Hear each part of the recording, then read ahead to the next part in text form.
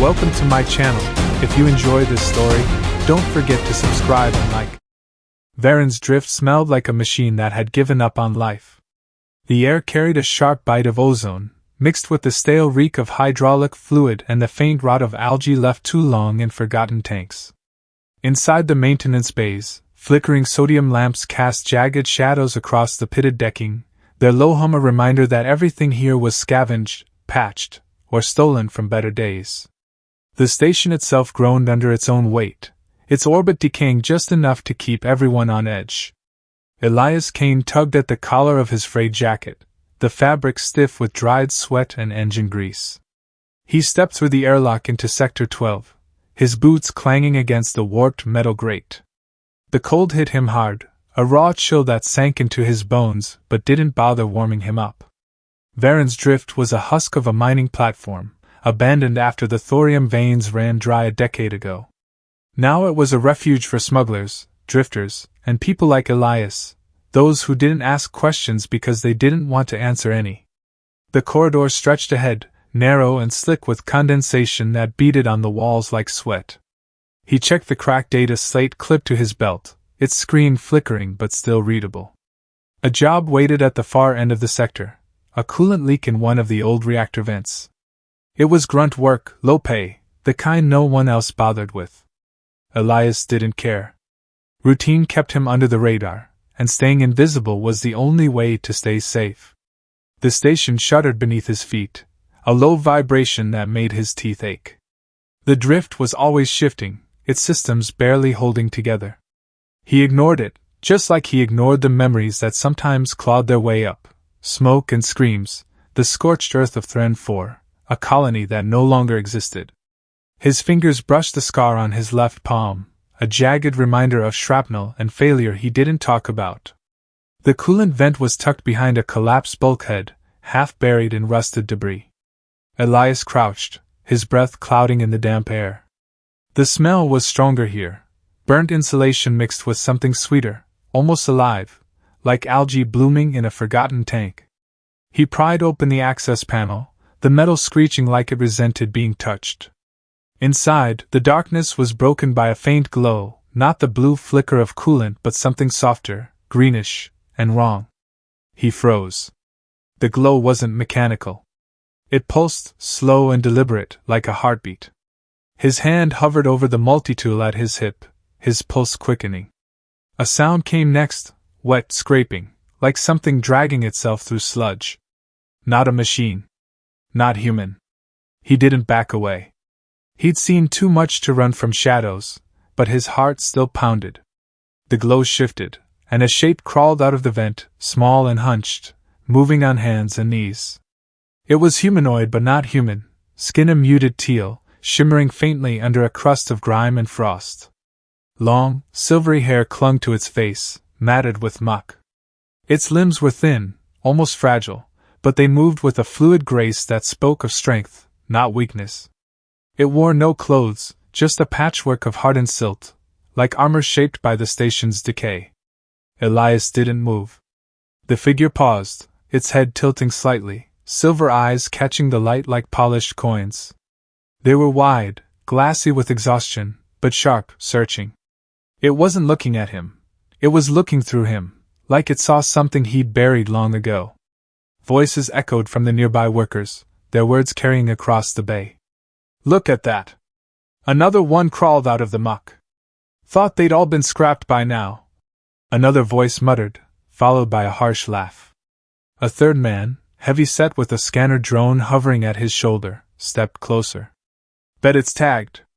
Check the logs. Buyers don't like surprises." The drone's red light blinked, recording everything. The figure didn't flinch, didn't reach for the ration bar someone tossed toward it. It just stared at Elias, unblinking, waiting. He stood slowly, careful not to startle it. The workers scoffed. "Don't be dumb, Kane. It's covered in filth. Touch it, and you're scrubbing biohazard protocols for a month." Elias ignored them. He'd seen eyes like that before, on Thren 4, in the faces of survivors who'd waited for help that never came. He crouched again, closer now, and unclipped his jacket. It was old, thermal-lined, smelling of oil and regret. He didn't offer it. He just laid it beside the figure, deliberate, no sudden moves. The figure flinched, a sharp jerk of its shoulders, then froze. Its fingers, long and slightly webbed, twitched toward the fabric but stopped, like it expected a trap. Elias didn't push. He waited, his breath steady, his eyes on hers. Not a thing. A person. The workers muttered behind him, their voices fading into the station's hum. Her hand moved again, slower, touching the jacket like it might burn. Then, carefully, she pulled it toward her chest. A whisper slipped from her lips, so soft it was almost lost in the drip of condensation. Silvara. The word meant nothing to him, but the way she said it, like a name, a prayer, a piece of something lost, hit him hard. He didn't ask what it meant. He didn't need to. The workers' drone clicked off, and one of them spat. Buyer's gonna hate this. Charity cases don't sell. Elias turned, his eyes cold. Then they can file a grievance with the void. The man backed off, muttering under his breath. Elias knelt beside her again, ignoring the chill seeping through his knees. I'm not gonna hurt you, he said, voice low, steady. There's a place nearby. Warm, dry, food if you can stomach it. She didn't answer, but her eyes flicked to his face, searching. After a moment, she nodded, just once. He helped her stand, careful not to touch her unless she leaned into him. Her balance wobbled, her legs like reeds bending under weight. She didn't cry out, didn't complain, just tightened her grip on the jacket, her breathing slow and deliberate, like someone bracing for a dive. They moved through the corridor, her steps tentative but growing steadier. The station's lights flickered, and she flinched at each burst of static, her head snapping toward every hiss of steam or groan of metal. She was used to being hunted. Elias knew the signs, hypervigilance, the way her shoulders stayed coiled, ready to bolt. He'd been like that once, after Thren 4, when every shadow felt like a threat. They reached the lift to his residential pod, a cramped box of rusted steel that groaned as it carried them upward. Inside, the silence stretched, heavy but not uncomfortable. Her shoulder brushed his sleeve, and she jerked away at first, then paused, looking at the jacket she still clutched. Slowly, she leaned back into the contact, just enough to feel real. The lift doors opened to his pod, a small, cluttered space that smelled of damp earth and synthetic citrus from a nutrient diffuser. The air was warmer here, cleaner, though the walls bore the same scars as the rest of the drift, rust stains, peeling panels, the ghosts of better days. She stood in the doorway, statue still, her eyes scanning every corner like she was mapping an escape route. Elias didn't rush her. He stepped inside, giving her space, and said, "This is my place. Small, but it's secure. You can rest here. No one gets in without my say." She didn't respond, but her fingers tightened on the jacket, leaving smears of dried silt on the fabric. Her bare feet left wet prints on the metal floor, flecks of clay cracking off her skin with each step. Elias moved to the control panel, keyed in a security lock, and sealed the external access. The hum of the station faded, replaced by the soft drip of a nutrient pod and the faint buzz of the water coil. He glanced at her.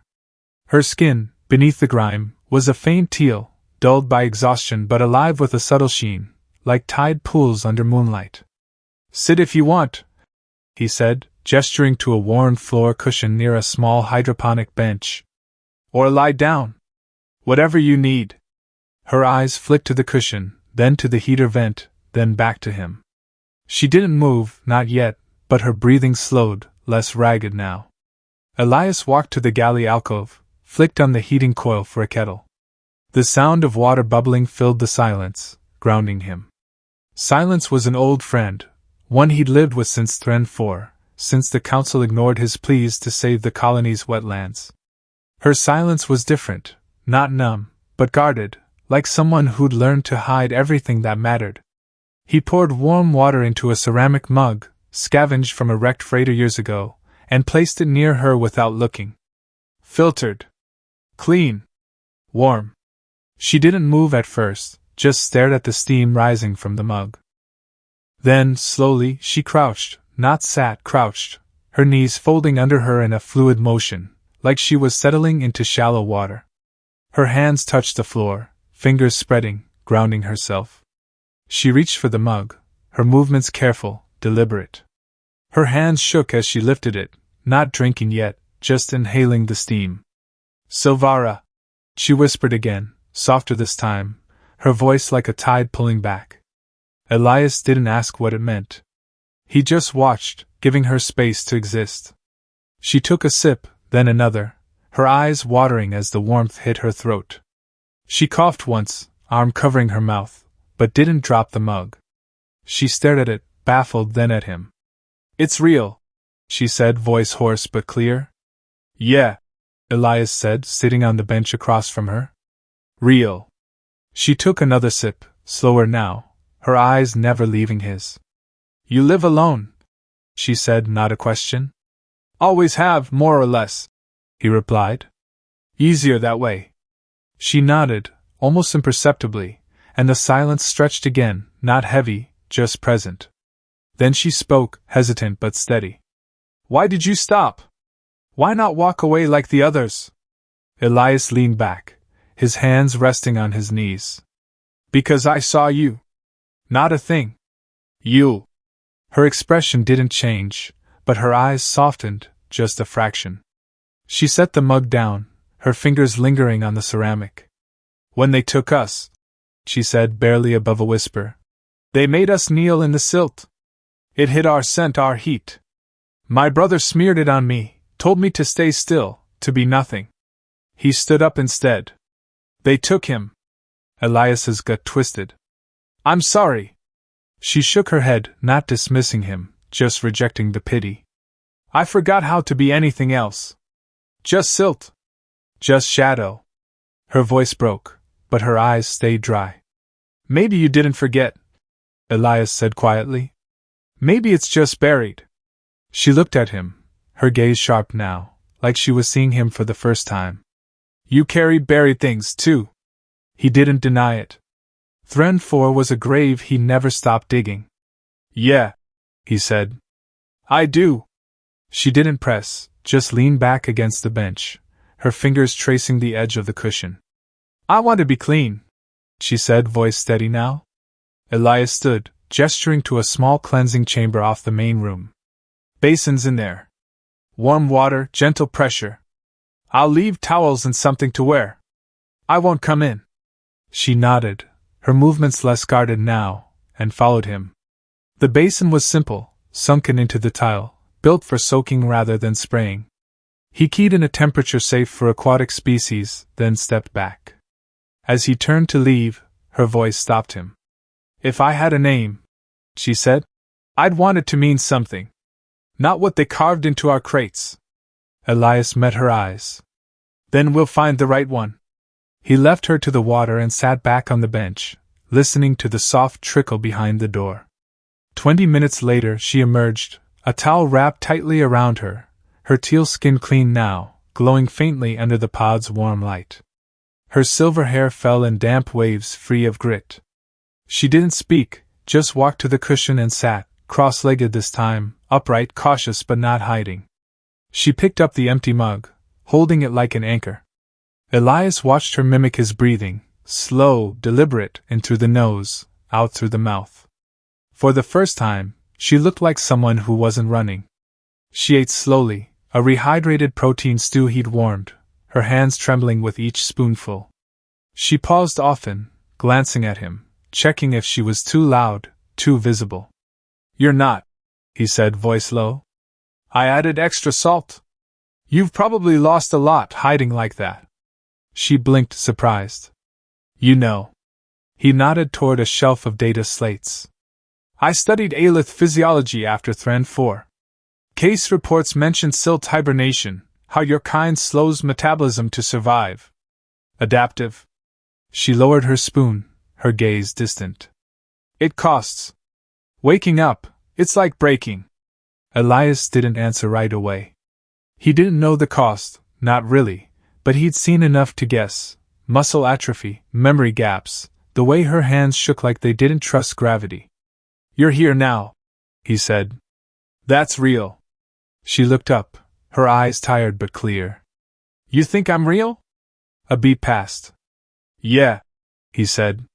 Always have. She set the bowl down, her hands cradling it like it might vanish.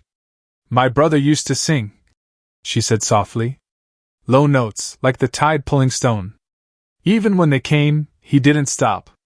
Elias leaned forward. What happened to him? I don't know, she whispered. I stopped hearing him. The silence that followed was heavy, not with pity, but with shared weight. Elias stood, retrieving a nutrient bar from a drawer, and placed it beside her, not pushing it, just offering. She looked at it, then at him. You give before you ask. He shrugged. I've learned not to assume anyone owes me their story. She tilted her head, curious. You were something else once. Not a drifter. Elias exhaled, the scar on his palm itching. Ecological surveyor. Thren 4. Tried to save the wetlands before the corporates glassed it. Filed reports, petitions, everything. They didn't listen. Her eyes narrowed. You blamed yourself. He nodded. Still do. She sipped the last of her stew, slower now. You didn't fire the cannons. No, he said. But I wasn't loud enough to stop them. She set the bowl down, her fingers tapping the edge. You keep soil, she said, glancing at the shelves behind him, lined with sealed vials of dirt and ash. Why? He hesitated. Because it's what's left. The only thing I can carry from places that mattered. Her eyes held his, not with pity, but recognition. You bury names in there too. I try, he said. The station rumbled again, a low vibration that made the vials clink softly. She tensed, her gaze darting to the door. You have a weapon? She asked. Not much, he said. Stun rod, rigged from a core sampler. The lock's solid, though. She nodded, her shoulders still tight. They tag us, she said.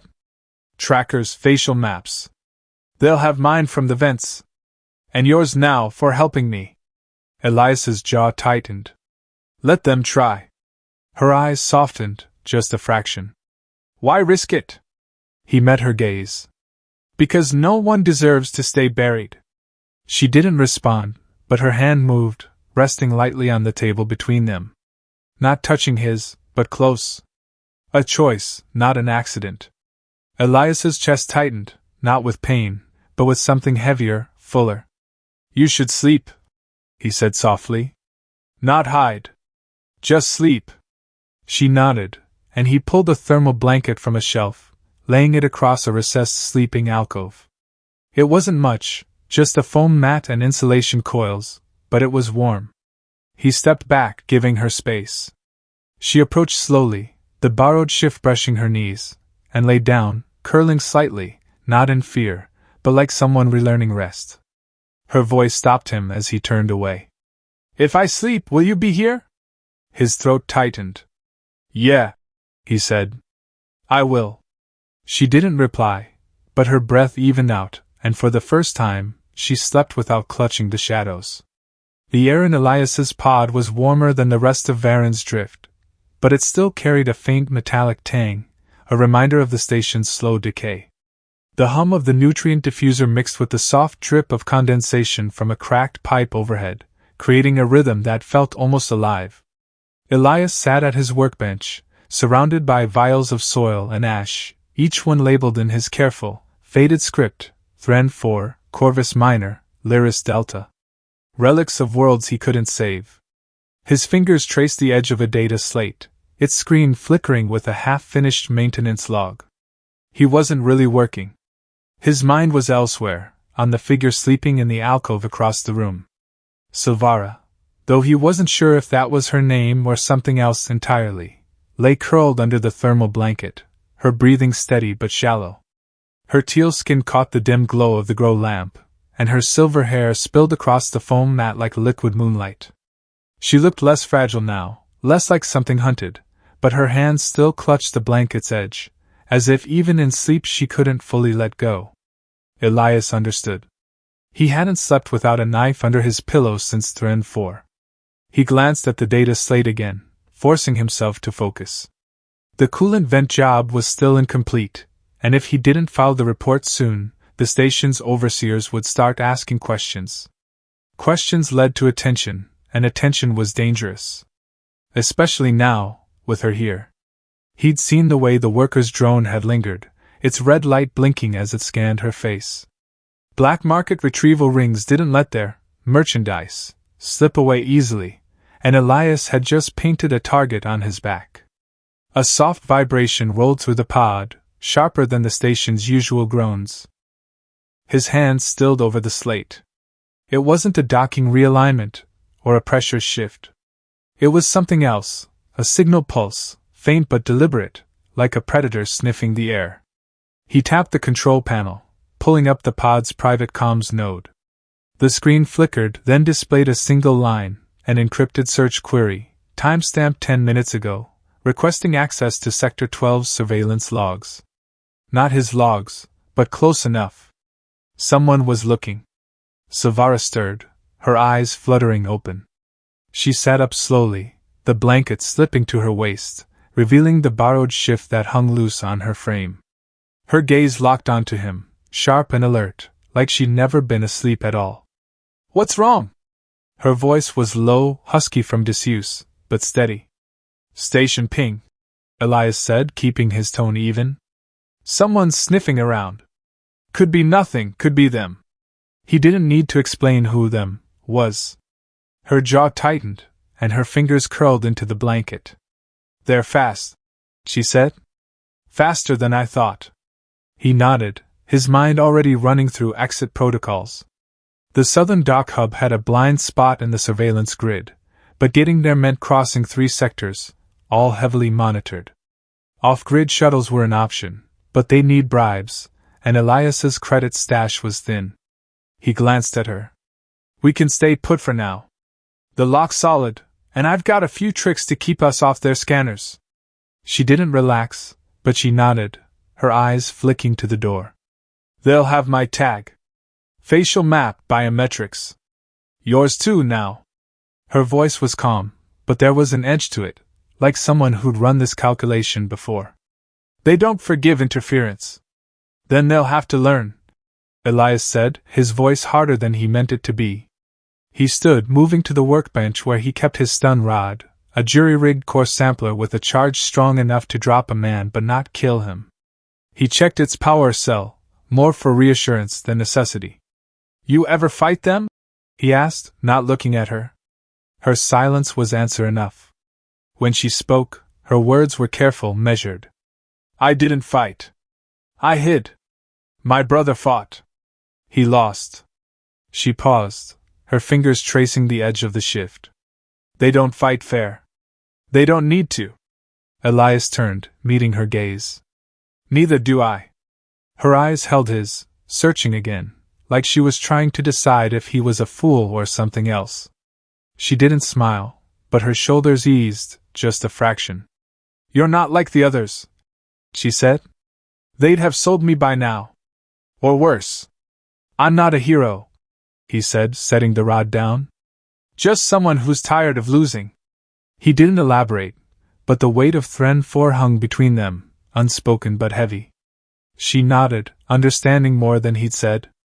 The pod's lights flickered, and a low hum vibrated through the walls.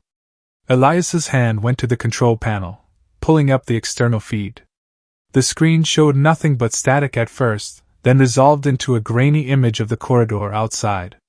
2 figures stood at the far end, clad in dark, unmarked armor, their faces hidden behind visors. One held a scanner, its lights sweeping the walls. The other carried a heat prod, its tip glowing faintly red. Not station security. Not corporate enforcers. Slavers. Silvara was on her feet now, silent as a shadow, her eyes fixed on the screen. "They're here," she whispered, not in fear but in certainty, like she'd always known they'd come. Elias muted the feed and moved to the door, checking the lock's integrity. It would hold, for now, but not forever. "We've got time," he said. "They'll need to override the system, and I've got it rigged to fry their first try." She didn't respond, just crossed to the workbench, her movements fluid despite the tension in her frame. She picked up a small tool, a coolant probe, sharp and weighted, and tested its balance in her hand. "I'm not going back," she said, her voice low but firm. "Not to the crates. Not to the silt." "You won't," Elias said, meeting her eyes. "I promise."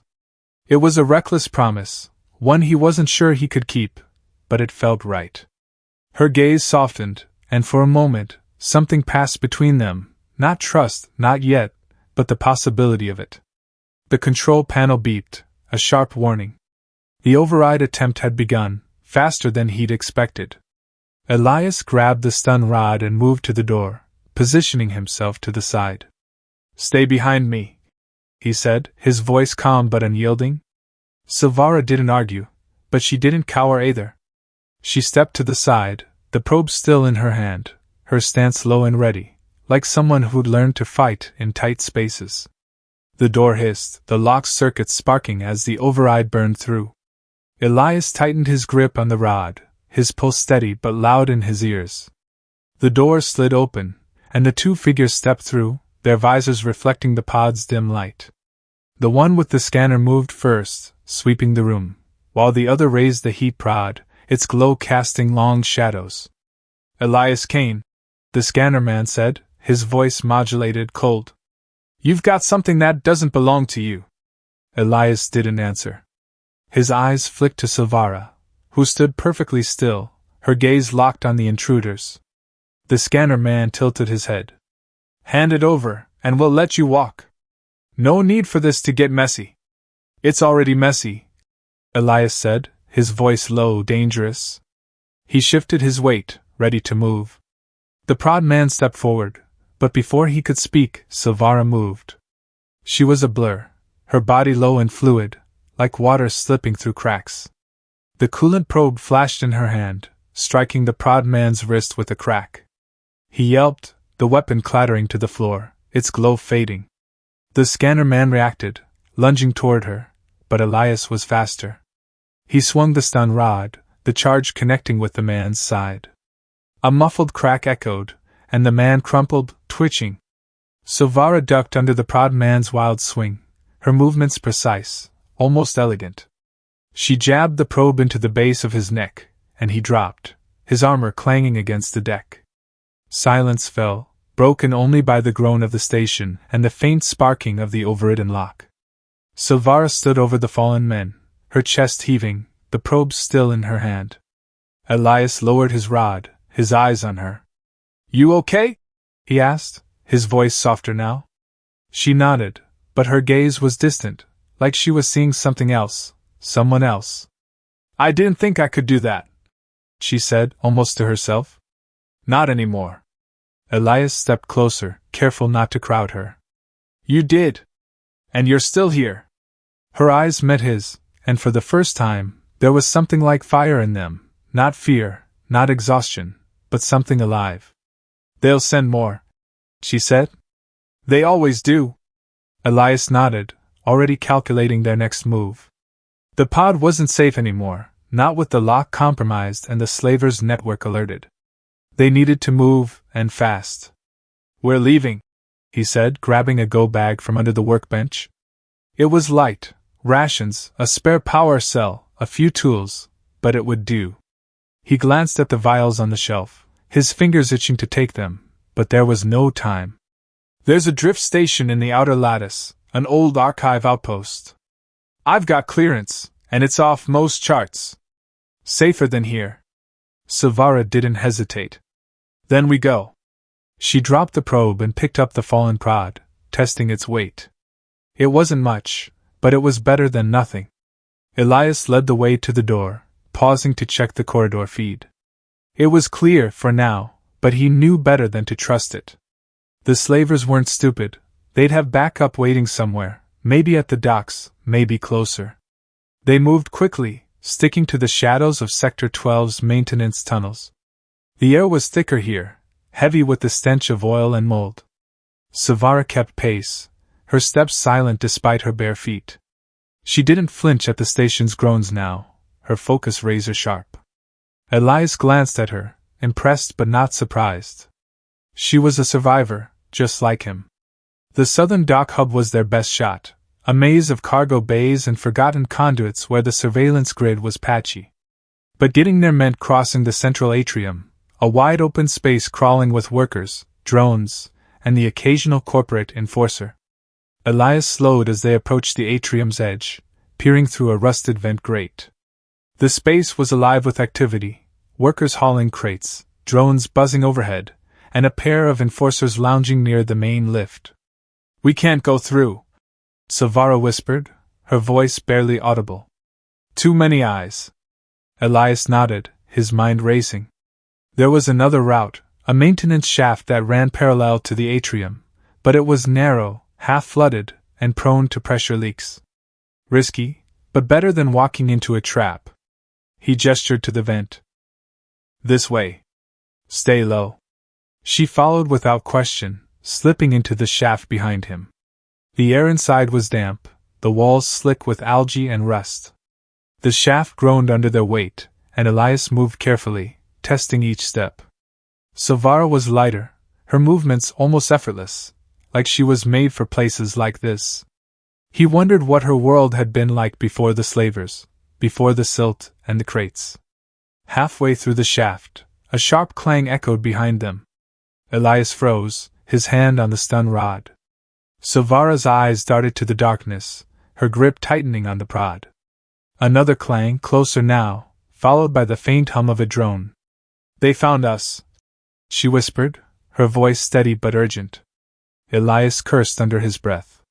The shaft was a choke point, no cover, no exits. He scanned the walls, spotting a loose panel just ahead. "There," he said, pointing. "We can break through to the cargo bays." He pried the panel open, the metal screeching, and ushered her through. The drone's hum grew louder, its light cutting through the gloom. They dropped into the cargo bay, landing on a stack of crates.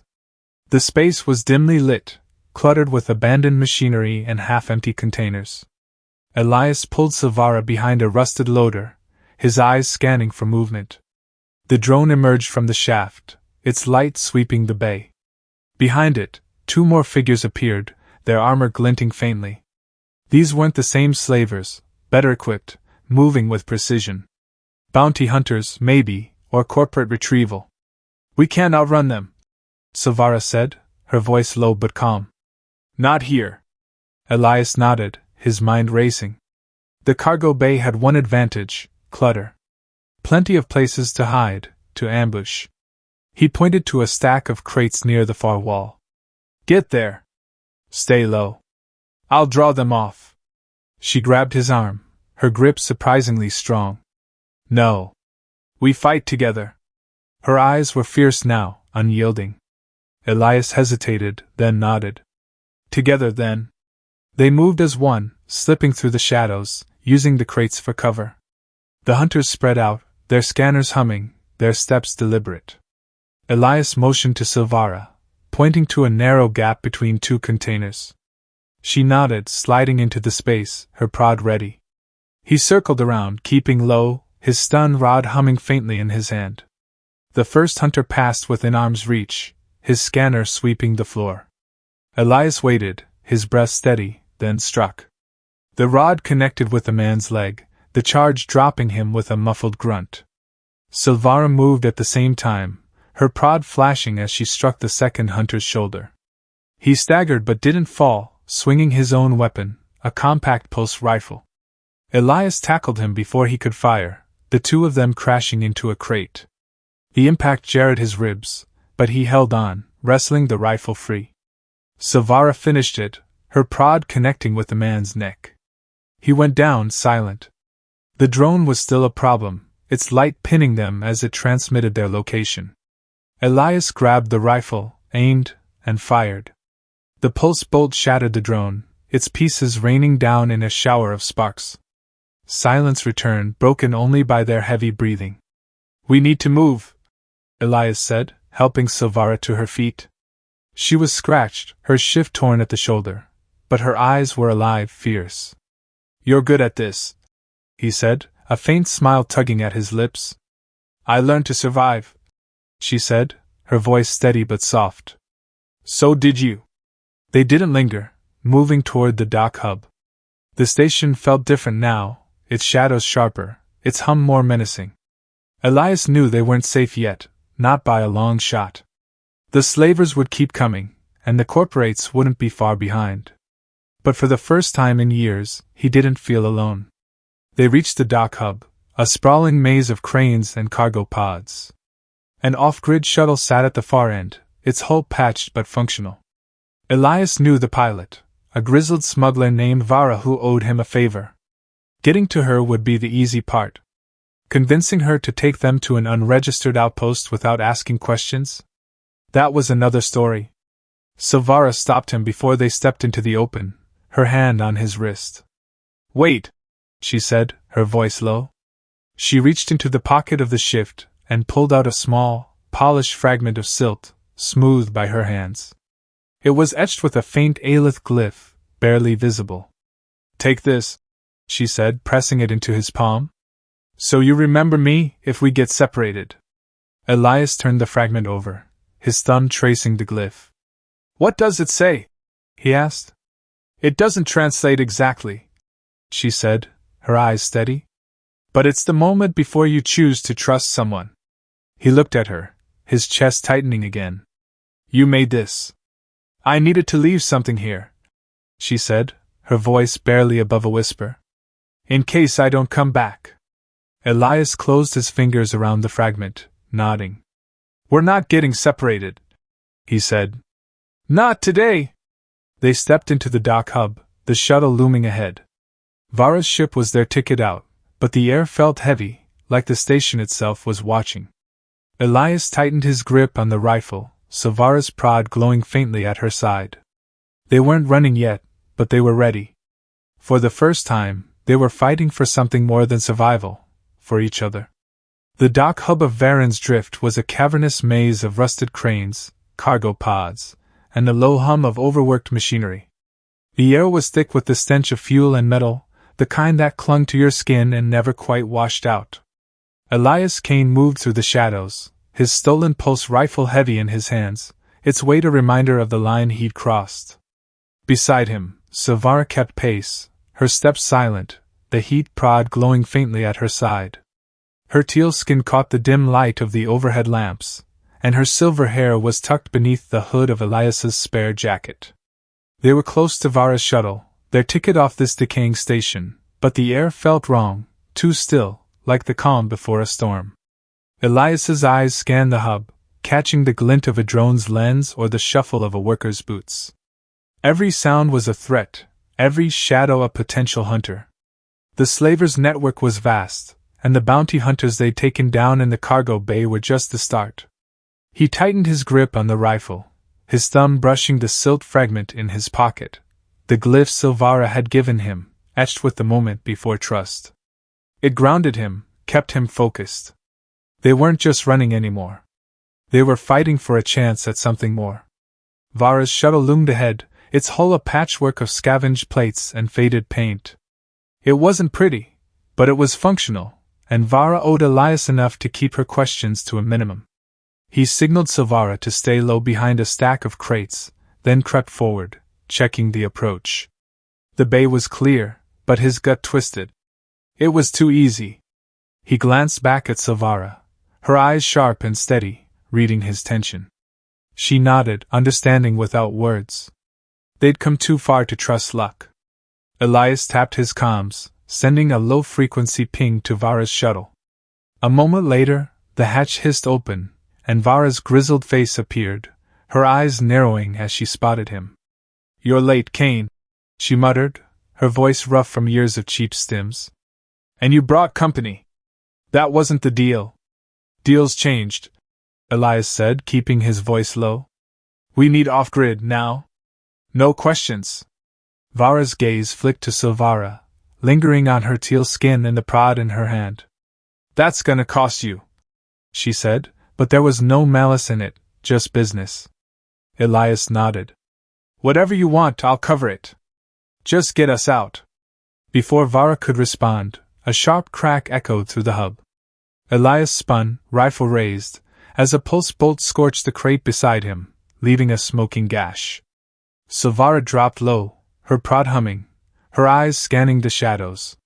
3 figures emerged from the far end of the bay, clad in sleek, corporate-grade armor, their weapons glowing with charged plasma.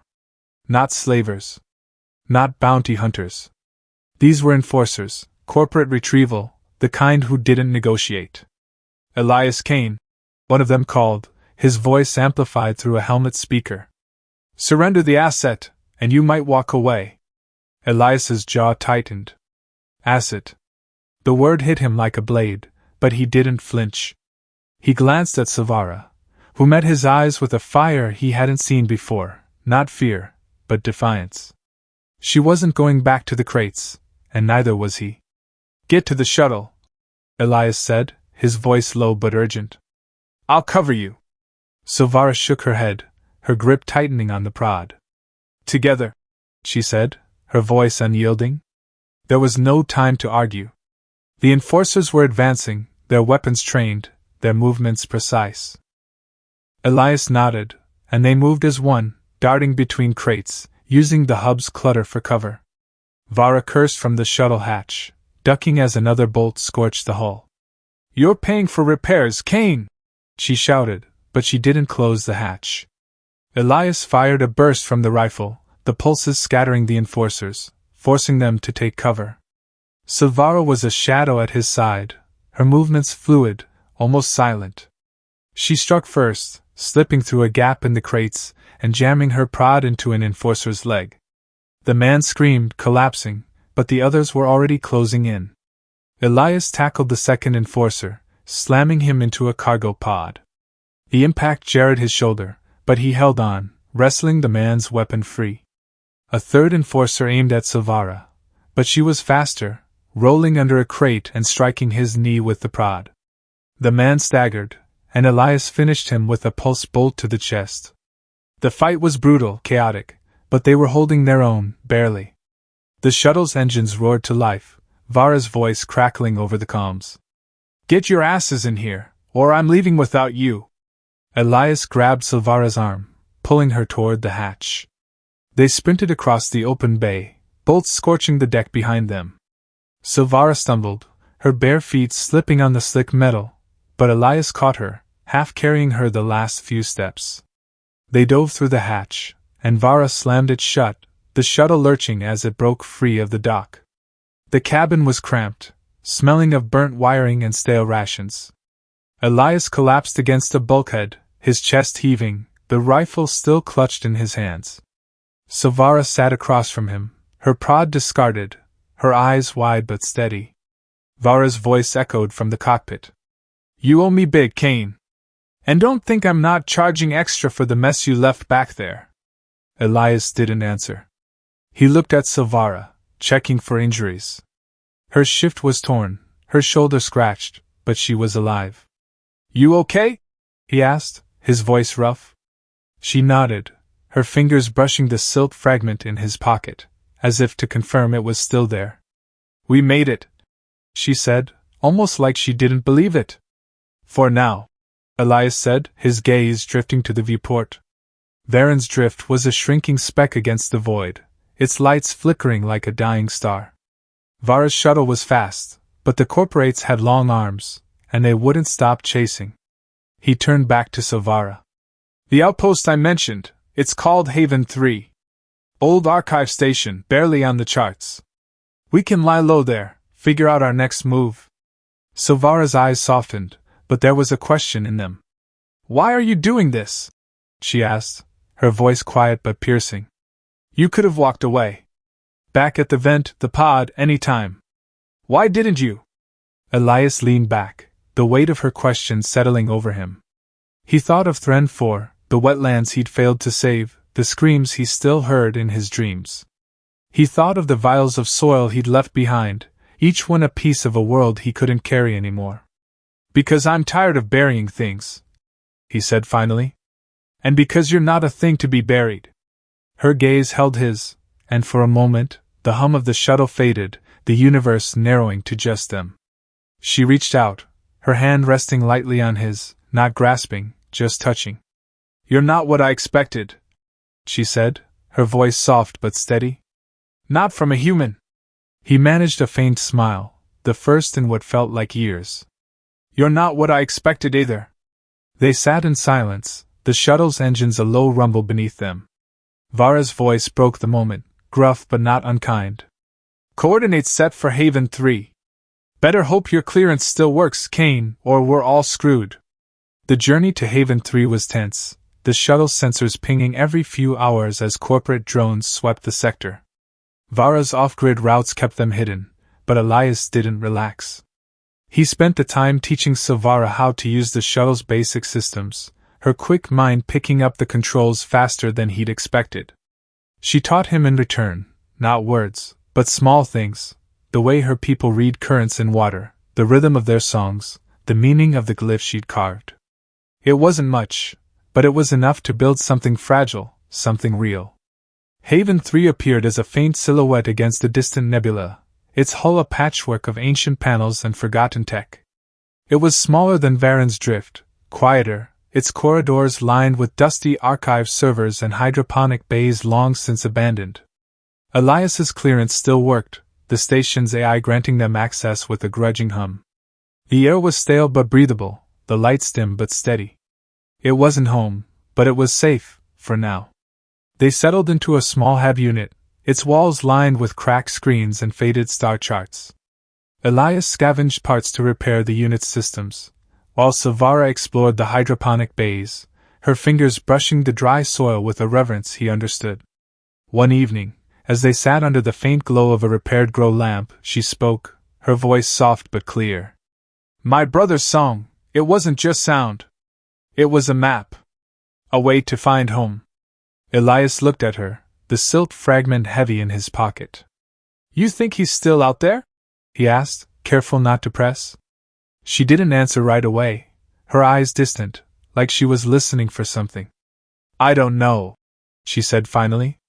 "But I want to believe he is. And if he's not, I want to live in a way that honors him." He nodded, understanding more than he could say. "Then we'll make this place work," he said. "Not just a hideout. A start." She looked at him, her eyes bright with something new, hope, maybe, or the promise of it. "A start," she echoed, her hand brushing his again, lingering this time. Days turned to weeks, and Haven 3 began to feel less like a refuge and more like a home. Elias repaired the hydroponic systems, coaxing life from the dry soil, while Silvara planted seeds she'd salvaged from the station's archives, strange, resilient strains from worlds long gone. They worked side by side, their silences comfortable, their conversations deeper. She chose a name for herself, not Silvara, but Lyrian, a word from her people meaning the light that breaks through a storm. One night, as they sat in the hydroponic bay, the first sprouts pushing through the soil, Lyrian spoke, her voice steady but heavy. "They'll come for us eventually," she said. "The corporates, the slavers. They don't forget." Elias nodded, his hand resting on the pulse rifle he'd kept from the hub. "Let them come," he said. "We'll be ready." She looked at him, her eyes fierce but warm. "You're not alone anymore," she said, and the words hit him harder than any bolt. He reached for her hand, and this time, she didn't pull away. They sat there, the station humming softly around them, the sprouts a quiet promise of life. Months later, Haven 3 was no longer silent. The hydroponic bays bloomed with green, their air sweet with oxygen and earth. Lyrian songs filled the corridors, low and resonant, like the tide pulling stone. Elias worked beside her, his hands stained with soil, his heart lighter than it had been since Thren 4. They built something here, not just a refuge, but a life, one worth fighting for. When the corporates finally came, their ships blotting out the nebula, Elias and Lyrian were ready. They weren't alone anymore. The station's archives had yielded more than seeds, old defense protocols, forgotten weapons, a network of drifters and outcasts who'd heard their story and chosen to stand with them. The battle was fierce, the station shaking under plasma fire, but Elias and Lyrian fought as one, their bond stronger than any armor. They won, not because they were stronger, but because they were human, and Aelith, and together, they were unstoppable. The corporates retreated, their ships limping back to the void. Haven 3 stood, scarred but alive, its bays greener than ever. Elias and Lyrian stood in the hydroponic bay, their hands entwined, the silt fragment now a pendant around her neck. "We did it," Lyrian said, her voice soft but triumphant. Elias looked at her, at the life they'd built from ash and silt. "Yeah," he said, his voice thick. "We did."